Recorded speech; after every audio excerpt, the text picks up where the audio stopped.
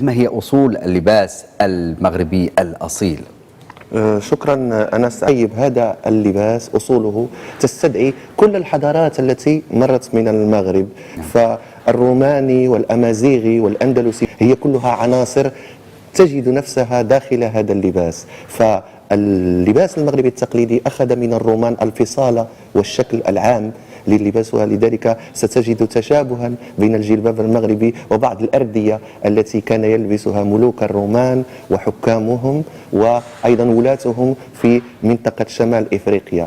وكل الأكسسوارات المصاحبة من الحضارة الأمازيغية، وهي شعوب أصيلة كانت هي الشعوب الأصلية في المغرب، أخذ منها هذه الألوان وهذه الزركشة، وأيضا أخذ منها منافع الملابس. ثم أخذ الجمال والأناقة والفخامة من الأندلس التي كانت منارة للحضارة. ثم أخذ هذا الربط بين اللباس التقليدي الإفريقي، وكما قال الكثير من الباحثين فاللباس المغربي يمكن إجماله في الشكارة المراكشية.